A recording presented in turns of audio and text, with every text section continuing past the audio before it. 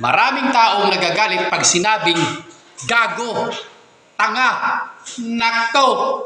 Ina sa Biblia pala yan. Ang linaw-linaw na paliwanag, panoorin nyo to. Hindi naman po ako nag-focus sa iyo. Ang tanong ko lang po bakit po, maganda naman po talaga ang pinahahayag mo. Ngayon lang po talagang luklukan ng aking kaluluwa at katawan sa pananalig sa iyo. Pero po meron lang po ako isang bagay na parang hindi ko nagugustuhan. Kasi po may salita kang, ba't ka po nagsasalita ng gago? Hindi po ba masama?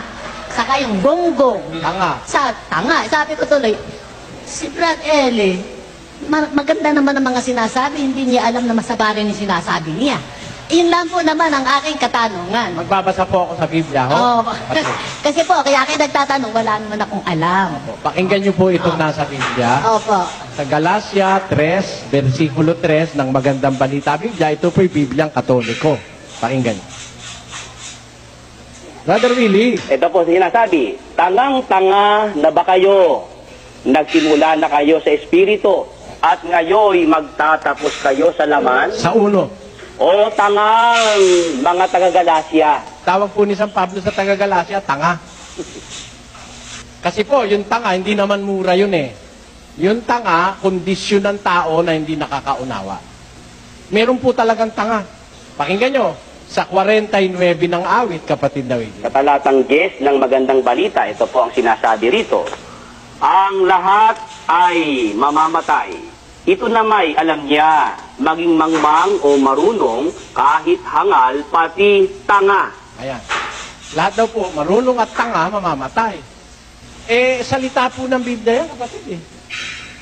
Pagka po ikaw ay sumusunod sa Diyos, gagamitin mo ang salita ng Biblia. Masama naman po yung tanga, sabihin ko, matalino. Magagalitan Diyos sa akin, tanga ka, sinabi kong matalino ka. Pakinggan nyo po sa isang talata ng Kawikaan, kapatid na Willie. 24. Yang nagsasabi sa masama, ikaw ay matwid, susumpain siya ng mga bayan. Pinalitan mo po, halimbawa, tao, masama, sinabi mo, matwid. Parang binobola mo, kasumpa-sumpa ka sa bayan, sabi ng Biblia. Kasamahan po, kapatid, ng pagsasabi ng totoo, yung pagsasabi ng masakit. Bahagi po yun ang pagsasabi ng totoo. Merong mga tao, para wag masaktan yung kapwa-tao, pinapalitan yung totoo. Kagaya ng mga paring Katoliko. Ang nasa Biblia, pagtutuli. Pagtutuli. Yun ang salita ng Diyos. Sabi kay Abraham, tutuliin mo ang lahi mo, mga anak mo. Nung isali ng pari yung Biblia, pinalitan yung pagtutuli. Ang inilagay, pagsusunat. Ewan ko, sino po nakakaintindi sa inyo ng salitang pagsusunat? Wala po nun eh. Para pagandahin nila, pinalitan nila yung salita. Pagtutuli, pinalitan ng pagsusunat. Ayoko po ng ganun eh. Sabi kasi ng Diyos, huwag mong babaguhin yung nakasulat. Kaya pagka meron po talagang tanga, may kailangan mong sabihin talaga tanga. Hindi tinan niyo. Hindi kayo. Ang ibig ko ganito, kapatid. Halimbawa, nagpabili kayo sa inyong anak ng suka. Binigyan yung kasing kilala ko, yung pinsang kong buo, binigyan ng aking tiyahin, eto, gis. Nung araw kasi, gis na suka, pwede na gis na toyo. Teka, gis para sa suka. Ito, gis para sa toyo. Lumakad na, dalawa yung dala, may bote. Nada pa. Nawala daw, hindi niya raw matandaan kung alin dun yung gis na para sa toyo at yung gis na para sa suka. Bumalik sa aking tiyahin. Ano ba, dapat ka wala ka pandala? Kasi po, auntie, nadapa po ako. Hindi ko po alam dito kung alin dito yung gis na para sa toyo, yung gis na para sa suka. Sabi nung auntie ko, tanga, napakatanga mo. Payag ba kayong tanga yon? Tanga ho ba yon? Hindi, tanga talaga. Hindi nga alam yung gis na... hindi tayo marunong tumanggap ng totoo pagka hindi tayo papayag na yun tanga. Ano po ibig kong sabihin? Nagsasalita po ako noon hindi para mang-insulto. Nagsasalita ako noon para sabihin yung totoo. Sa buhay pong ito, meron talagang tanga. Meron pa nga pong loko-loko eh. Pati nyo ha, babasahin natin. Sa Biblia ng Sambayan ng Pilipino, pakibasa. 1.22.